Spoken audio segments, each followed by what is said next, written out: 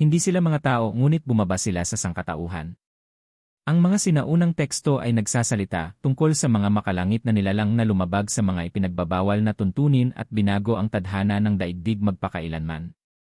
Isinilang ang mga higante, nabunyag ang mga lihim, at ang espiritual na katiwalian ay kumalat na parang tahimik na apoy. Ano nga ba ang tunay na nangyari sa pagitan ng mga nahulog na anghel at ng mga babaeng tao, at bakit ang kwentong ito ay halos hindi ipinapaliwanag sa mga simbahan? Panoorin hanggang sa dulo dahil ang mga pinakanakakagulat na detalye ay lilitaw lamang sa mga huling paghahayag at huwag kalimutang mag-subscribe sa channel at i-activate ang kampana upang hindi makaligtaan ang mga susunod na kwentong biblikal na halos walang nagpapaliwanag. Bago ang delubyo, bago itinayo ni Noah ang arka, bago ang sangkatauhan ay halos mawalis sa ibabaw ng daigdig, may nangyari sa mga langit. 200 makalangit na nilalang na itinalaga upang magmasid at magprotekta sa sanglilikha ay gumawa ng isang tipan. Hindi ito tipan sa Diyos. Ito ay isang tipan sa pagitan ng kanilang mga sarili. Ang layunin, iwanan ang langit, bumaba sa daigdig at kunin para sa kanilang sarili ang mga anak na babae ng mga tao. Itinala ng Genesis Kabanata 6 ang sandaling ito sa 2 linya lamang. Ngunit ang nasa likod ng mga linyang ito ay nagpabago sa tadhana ng buong sangkatauhan. At halos walang nagsasalita tungkol dito. Ang tekstong biblikal ay maikli, halos misteryoso. Sinasabi lamang nito na nakita ng mga anak ng Diyos na ang mga anak na babae ng mga tao ay magaganda at kumuha sila para sa kanilang sarili ng mga asawa mula sa lahat ng kanilang pinili. Para sa modernong mambabasa, ang mga salitang ito ay maaaring magmukhang isang malabong sipi, madaling laktawan habang nagbabasa. Ngunit para sa mga sinauna, ang talatang ito ay may dalang napakalaking bigat. Inilalarawan nito ang isang kosmikong paglabag. Isang pagkasira ng mga hangganan sa pagitan ng mga dimensyon na hindi kailanman dapat maghalo. At ang mga bunga ng pagkasirang ito ay napakatindi kaya kinailangan ng Diyos na simulan muli ang mundo mula sa wala. Ngunit isa-isahin natin. Dahil ang kwentong ito ay may mga antas na malamang na hindi mo pa naririnig. Isipin ang tagpo. Ang sangkatauhan ay bata pa noon. 10 henerasyon lamang ang naghihiwalay kay Adan mula sa sandaling ang kwentong ito ay nagaganap. Ang mga supling ni Seth at ang mga supling ni Cain ay dumami na sa daigdig. Ang mga lungsod ay nagsisimula ng lumitaw. Ang musika ay umiiral na si Jubal na supling ni Cain, ang ama ng lahat ng tumutugtog ng alpa at plauta. Ang metalurhiya ay umiiral na si Tubal-Cain ay nagpapanday ng mga kagamitang tanso at bakal. Ang pagpaparami ng mga kawan ay karaniwan ng gawain. Ang populasyon ay lumalaki. Ang sibilisasyon ay sumusulong. At habang ang mga tao ay nagtatayo, nagtatanim, at lumalawak sa daigdig, ang mga makalangit na nilalang ay nagmamasid sa kanila mula sa itaas. Sa literal na kahulugan, ang mga nilalang na ito ay kilala sa mga sinaunang tradisyon bilang mga tagapagbantay. Ang pangalan ay hindi nagkataon lamang. Sa wikang Hebreo, ang ugat ng salita ay nangangahulugang ang mga gising o ang mga nagbabantay. Sila ay itinalaga upang magmasid sa pag-unlad ng lahi ng tao pagkatapos ng pagkahulog sa Eden. Hindi sila mga karaniwang anghel na mensahero, ang mga ipinapadala upang maghatid ng mga balita o mag-anunsyo ng mga kapanganakan. Sila ay mga bantay na nakaposisyon sa pagitan ng langit at daigdig, na responsable sa pagsunod sa sanglilikha nang hindi direktang nakikialam dito. Ang kanilang tungkulin ay magmasid, sumaksi, magulat. Wala nang iba pa. Ngunit may nagbago. At dito nagiging nakakabagabag ang kwento. Ang aklat ni Enoch, isang sinaunang teksto na pinangalagaan ng tradisyong taga-Ethiopia at sinipi sa bagong tipan ni Judas, ay nagpapalawak sa salaysay na ito sa mga detalyeng ipinapahiwatig lamang ng Genesis. Ayon sa talang ito, ang mga tagapagbantay ay nagsimulang tumingin sa mga babaeng tao sa ibang paraan. Hindi na bilang mga nilalang na dapat pagmasdan mula sa malayo, kundi bilang mga bagay ng pagnanasa. Ang kagandahan ng mga anak na babae ng mga tao ay nagising sa kanila ng isang bagay na hindi dapat umiiral sa mga makalangit na nilalang. Isang bagay na hindi kailanman umiral noon sa kanilang kalikasang anghel. At sa sandaling iyon nagsimula ang pagsasabuatan. Ang pinuno ay si Semjaza. Inilalarawan siya ng aklat ni Enoch bilang pinuno ng 200. Alam niya na ang desisyong bumaba at makipag-isa sa mga babaeng tao ay magdadala ng mga kakilakilabot na bunga. Alam niya na nilalabag niya ang banal na utos sa paraang hindi na mababago. Alam niya na wala nang balikan. Dahil dito, natakot siyang kumilos ng mag-isa. Kung siya lamang ang lalabag, papasanin niya ang lahat ng kasalanan. Siya lamang ang parurusahan. Siya lamang ang mawawalan ng lahat. Kaya nagmungkahi siya ng isang bagay na nagpapakita ng lalim ng kanyang katusuhan, isang kolektibong tipan. Ang lahat ng 200 tagapagbantay ay dapat sumumpa ng magkakasama, na nangangako sa isa't isa para sa ipinagbabawal na gawa. Kung darating ang parusa, darating ito sa lahat ng pantay-pantay. Walang makakatakas. Walang makakapagturo ng daliri. Ganap na pakikipagsabuatan. Ang panunumpa ay ginawa sa bundok Hermon. Ang heograpikal na detalyeng ito ay hindi aksidente. Ang bundok Hermon ay nasa hilagang hangganan ng Israel, isang rehiyon na kalaunan ay maiugnay sa mga paganong gawain at pagsamba sa mga dayuhang Diyos. Ang pinakamataas na taluktok nito ay umaabot sa 2,814 na metro ang taas. Ang nyebe ay bumabalot sa tuktok nito sa malaking bahagi ng taon, kahit sa init ng tag-araw. Ito ay isang mataas na lugar, nakikita mula sa malayo, maringal. At ang mismong pangalang Hermon ay nagmula sa isang ugat na Hebreo na nangangahulugang itinalaga o itinalaga para sa pagkasira, isang madilim na balintuna. Isinasaalang-alang na doon tinatakan ang isang tipan ng paghihimagsik laban sa mismong maylalang. 200 anghel. Isang bundok. Isang espiritual na panunumpa ng dugo. At mula noon, wala nang magiging katulad ng dati. Paano ang 200 makalangit na nilalang, na nilikha upang maglingkod at sumamba sa Diyos, ay umabot sa punto ng pagsasabuatan laban sa kanilang sariling kalikasan? Ito ay isa sa mga pinakanakakabagabag na tanong na ibinabangon ng salaysay. Hindi sila nalinlang ng ibang mas makapangyarihang nilalang. Hindi sila pinilit ng anumang panlabas na pangyayari. Hindi sila tinukso ng isang ahas tulad nina Adan at Eva. Ang desisyon ay sinadya, kolektibo at ganap na may kamalayan. Ang bawat isa sa 200 ay alam ng eksakto ang kanilang ginagawa. Alam nila ang mga bunga. Nauunawaan nila ang bigat. Mayroon silang ganap na kamalayan sa kung ano ang mawawala sa kanila, ang kanilang posisyon, ang kanilang kaluwalhasyan, ang kanilang kawalang hanggan. At gayunpaman, pinili nilang bumaba. Ang pagbaba ay hindi lamang pisikal. Ito ay isang pagbagsak mula sa posisyon, mula sa layunin, mula sa pagkakakilanlan. Ang mga nilalang na ito ay iniwan ang lugar na itinalaga sa kanila sa kosmikong kaayusan. Ipinagpalit nila ang kawalang hanggan para sa panandaliang panahon. Ipinagpalit nila ang pagmamasid sa Diyos para sa pag-aari ng mga mortal na babae. Ipinagpalit nila ang makalangit na kaluwalhatian para sa lumilipas na aliw. At nang tawirin nila ang hangganang iyon, pinakawalan nila ang isang serye ng mga kaganapan na magpaparumi sa buong daigdig sa paraang hindi na mababago. Ngunit maghintay. Hindi pa tayo nakakarating sa pinakamalalang bahagi. Ang pagsasama ng mga tagapagbantay at ng mga babaeng tao ay nagbunga ng mga supling. Ngunit hindi sila mga karaniwang bata. Tinatawag sila ng tekstong biblikal na Nephilim, isang salitang Hebreo na nagdudulot ng mainit na debate hanggang ngayon. Ang ilan ay nagsasalin nito bilang mga higante. Ang iba naman ay ang mga nahulog. Ang iba pa ay ang mga nagpapabagsak. Inilalarawan ng aklat ni Enoch ang mga nilalang na ito bilang mga nilalang na may ganap na hindi pangkaraniwang laki. Ang ilang tradisyon ay nagsasalita tungkol sa mga nilalang na may sukat na humigit kumulang 300 siko, ang katumbas ng humigit kumulang 135 metro ang taas. Mukhang labis? Marahil ito ay simboliko o hiperbolikong wika. Ngunit kahit ang mga mas konserbatibong interpretasyon ay naglalarawan ng mga nilalang na may 3 hanggang 5 metro ang taas.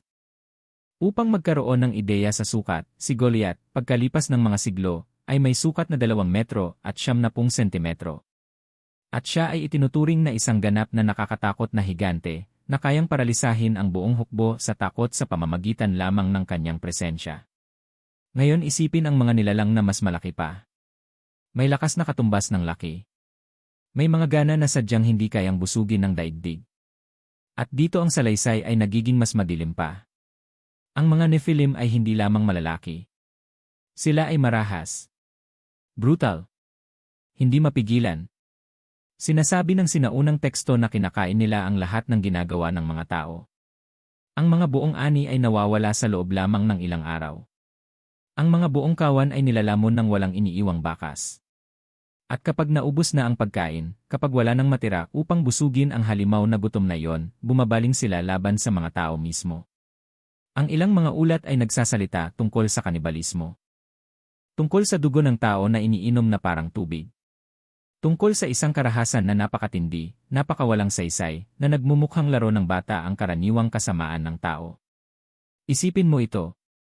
Mga hybrid na nilalang, bahaging makalangit, bahaging tao, na may taglay na higit sa taong lakas at walang anumang moral na preno. Mga nilalang na hindi ganap na kabilang sa alinman sa dalawang mundo. Walang lugar sa langit kung saan ang kanilang mga ama ay pinalayas. Itinakwil ng likas na kaayusan ng daigdig na hindi ginawa upang patuluyin sila. At may lahat ng kapangyarihan upang gawin ang anumang nais nila nang walang sinumang makakapigil sa kanila o makakaharap man lang sa kanila. Ang kaguluhan ay ganap. Ngunit hindi pa ito tapos. Ang paglabag ng mga tagapagbantay ay hindi limitado sa pakikipag-isa sa mga babae. Itinuro din nila ang mga ipinagbabawal na kaalaman sa sangkatauhan. At ang bahaging ito ng kwento ay madalas na binabaliwala sa kabila ng pagiging ganap na fundamental upang maunawaan ang nangyari pagkatapos.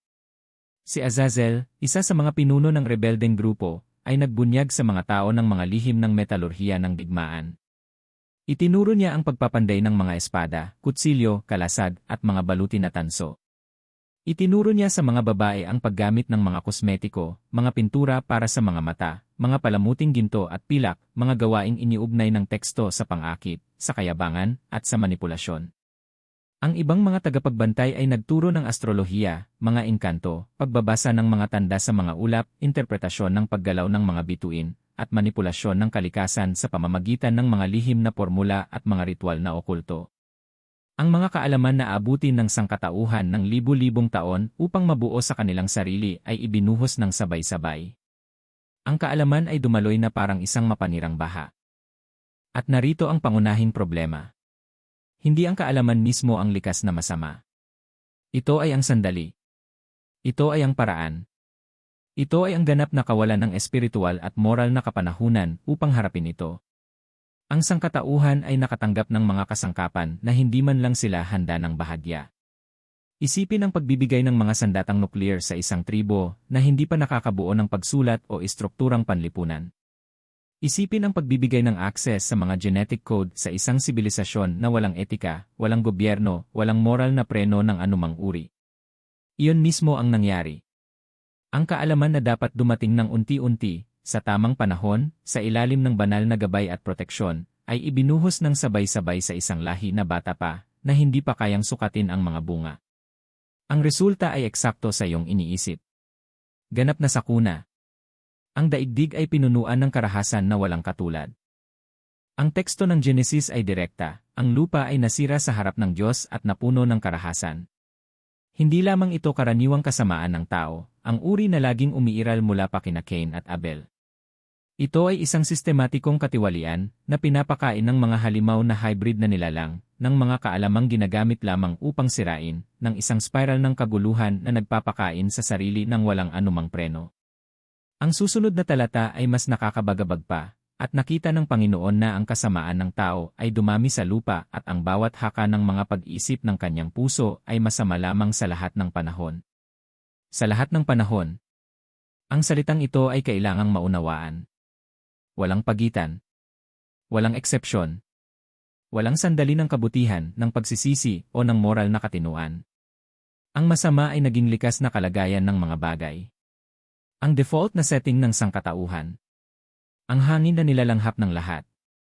Ang tanging paraan ng pag-iral na alam ng mga tao. Pagmasdan kung ano ang ibig sabihin nito sa praktikal na mga termino. Ang sanlilikha na idineklara ng Diyos na napakabuti sa Genesis Kabanata 1 ay hindi na makilala ngayon. Ang banal na imahe sa tao ay binaluktot hanggang sa halos mawala na ito. Ang lahi ng tao ay narurumihan sa bawat henerasyon ng dugo ng mga Nephilim. Ang orihinal na plano ng Diyos para sa sangkatauhan, kabilang ang pangako ng isang manunubos na darating mula sa binhi ng babae, ay nasa ilalim ng tunay at konkretong banta. At kung walang gagawin, walang matitirang dalisay upang tubusin. Ang banal na reaksyon ay katumbas ng bigat ng paglabag. Ayon sa aklat ni Enoch, ipinadala ng Diyos ang kanyang mga arkanghel upang harapin ang krisis. Hindi ito isang diplomatikong misyon. Hindi ito isang pasalitang babala. Ito ay isang operasyon ng espiritual na digmaan sa kosmikong antas. Ang apat na dakila, sina Miguel, Rafael, Gabriel, at Uriel, ay nakatanggap ng mga tiyak na utos para sa bawat aspeto ng problema. At ang mga utos ay hindi mabait. Si Rafael ay ipinadala upang hulihin si Azazel. Inilalarawan ng teksto ang isang eksena ng agaran at brutal na paghatol. Si Azazel ay iginapos ang mga kamay at paa, inihagi sa isang kailaliman sa disyerto ng Dudael at tinakpan ng mga magagaspang at matutulis na bato. Doon siya mananatili sa ganap na kadiliman nang hindi nakakakita ng kahit isang sinag ng liwanag, nang walang sandali ng pahinga, hanggang sa araw ng dakilang huling paghuhukom kung kailan siya ihahagis sa apoy na walang hanggan magpakailanman. Si Gabriel ay nakatanggap ng misyon na lipulin ang mga Nephilim. Ang paraang pinili ay nakakatakot sa kanyang matulaing balintuna, gawin silang mag-away-away sa isa't isa. Ang mga higante, na nagpakalat ng karahasan at takot sa daigdig, ay makakaranas ngayon ng parehong karahasang iyon sa pagitan nila. Kapatid laban sa kapatid. Anak laban sa ama. Hybrid laban sa hybrid. Isang brutal na digma ang sibil na magreresulta sa ganap na paglipol sa isa't isa. Sisirain nila ang kanilang mga sarili gamit ang parehong mga sandata na ginamit nila upang sirain ang sangkatauhan. Si Miguel ay ipinadala upang hulihin si Semjaza at ang iba pang mga tagapagbantay. Sila ay ikakadena sa mga madidilim na lambak sa kailaliman ng daigdig sa loob ng 70 henerasyon, habang naghihintay sa huling paghuhukom. Inilalarawan ng teksto ang mga lugar na ito bilang mga bilangguang nasa ilalim ng lupa, mga kailaliman ng ganap na kadiliman, mga lugar kung saan ang mga rebeldeng anghel ay mananatiling may ganap na kamalayan, ngunit ganap na walang kapangyarihan, hanggang sa araw na sila ay ihahagis sa lawa ng apoy na inihanda para sa dyablo at sa kanyang mga anghel. 70 henerasyon sa ganap na kadiliman. May ganap na kamalayan sa lahat. Naghihintay sa hindi maiiwasan. Si Uriel ay ipinadala upang babalaan si No. Habang ang paghatol ay bumabagsak sa mga tagapagbantay at sa kanilang mga supling, isang matuwid na tao ang kailangang mapangalagaan. Si No ay inilarawan bilang sakdal sa kanyang mga henerasyon. Ang pariralang ito ay may dalang bigat na higit pa sa simpleng moralidad.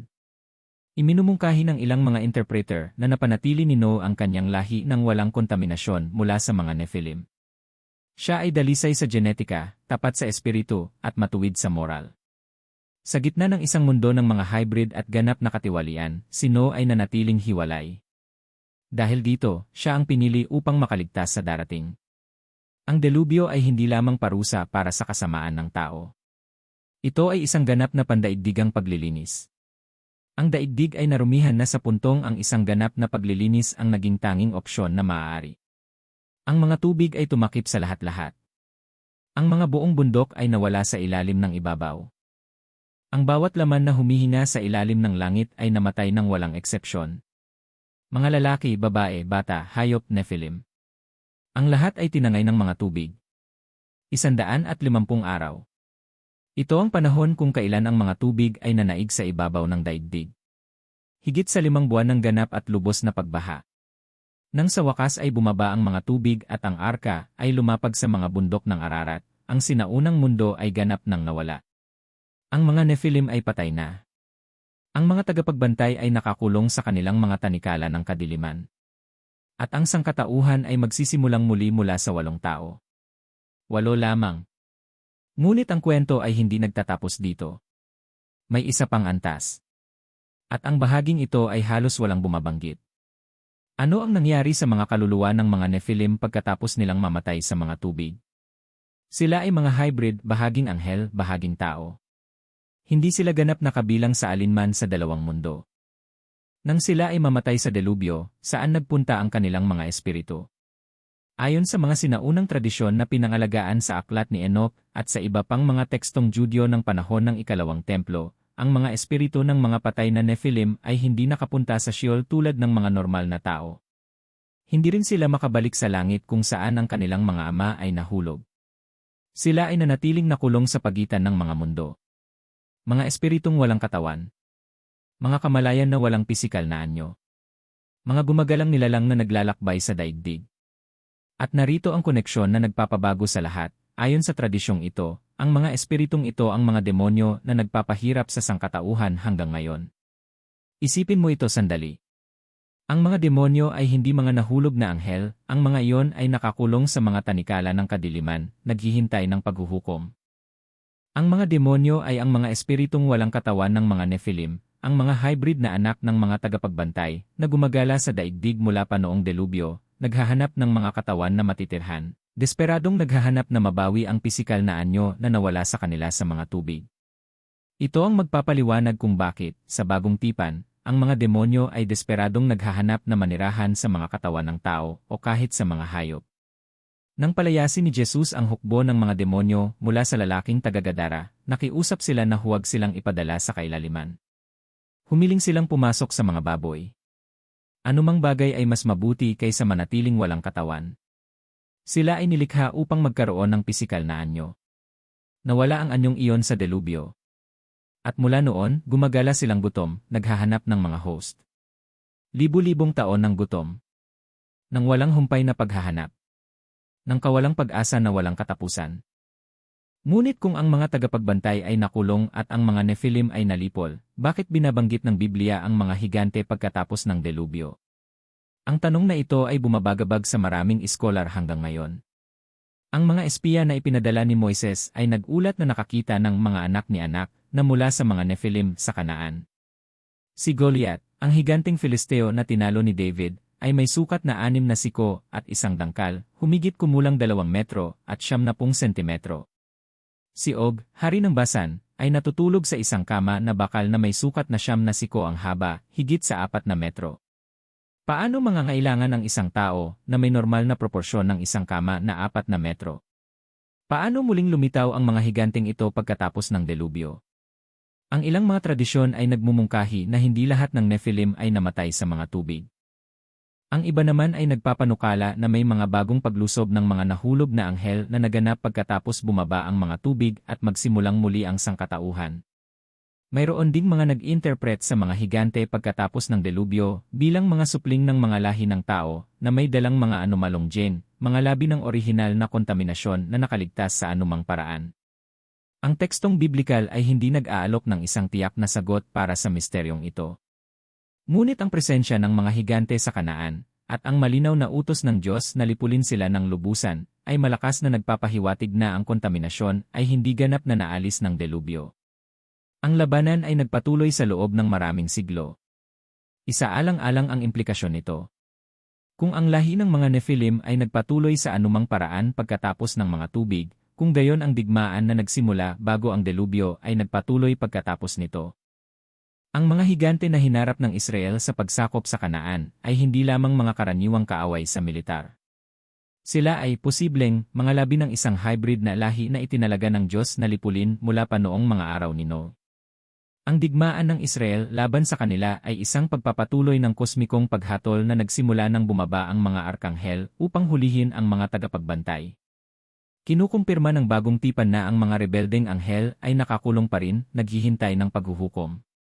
Si Judas, sa kanyang sulat, ay binabanggit ang mga anghel na hindi nag-inat ng kanilang sariling katayuan, kundi iniwan ang kanilang sariling tahanan at ngayon ay iniingatan sa mga tanikalang walang hanggan sa ilalim ng kadiliman, para sa paghuhukom sa dakilang araw. Si Pedro ay sumulat sa katulad na paraan, ang Diyos ay hindi nagpatawad sa mga anghel nang sila ay magkasala, kundi inihagis sila sa impyerno, at ibinilanggo sila sa mga kailaliman ng kadiliman na inilalaan para sa paghuhukom. Ang salitang ginamit ni Pedro para sa impyerno, sa siping ito ay hindi ang karaniwang terminong Griego. Ginamit niya ang Tartaro, isang salita mula sa mitolohiyang Griego na naglalarawan sa pinakamalalim na bilangguan na umiiral na matatagpuan sa ibaba ng mismong Hades. Ito ang tanging lugar sa buong bagong tipan kung saan lumilitaw ang terminong ito. Ipinapaalam ni Pedro sa kanyang mga mambabasa na ang mga anghel na ito ay hindi nasa anumang karaniwang lugar ng parusa. Sila ay nasa pinakamatindi, pinakamalalim, pinakabukod na bilangguan na umiiral sa buong sanglilikha. At alam nila ng eksakto kung ano ang naghihintay sa kanila. Nang makatagpo ni Jesus ang inaalihan ng demonyo na taga-Gadara, ang mga demonyo sa loob niya ay nagtanong, "Naparito ka ba upang pahirapan kami bago ang takdang panahon?" Bago ang takdang panahon. Ang pariralang ito ay nagbubunyag ng marami. Alam nila na may itinakdang panahon para sa kanilang paghuhukom. Alam nila na ang hatol ay naibaba na. Naghihintay lamang sila sa pagpapatupad. Ang mga anghel na naghimagsik sa bundok Hermon ay nakakulong pa rin. May kamalayan pa rin sila. Binibilang pa rin nila ang bawat araw na lumilipas. Naghihintay pa rin sila sa sandaling sila ay ihahagis sa lawa ng apoy. 70 henerasyon na ang lumipas. Ang oras ay nauubos na para sa kanila. Bakit pinayagan ng Diyos na mangyari ang lahat ng ito? Bakit ang mga makalangit na nilalang ay nagkaroon ng kalayaang maghimagsik at parumiin ang sangkatauhan? Ang tanong na ito ay humahawak sa isa sa mga pinakadakilang misteryo ng teolohiya, ang malayang kalooban. Ang mga tagapagbantay ay hindi nilikha bilang mga robot na nakaprogram upang sumunod ng hindi nag-isip. Sila ay nilikha na may kakayahang pumili. Tunay na pagpili. Na may tunay at permanenteng mga bunga. At pinili nila ang masama. Tulad ni Adan at Eva sa Eden. Tulad ni Cain sa harap ni Abel. Tulad ng bawat tao sa bawat sandali ng moral na desisyon.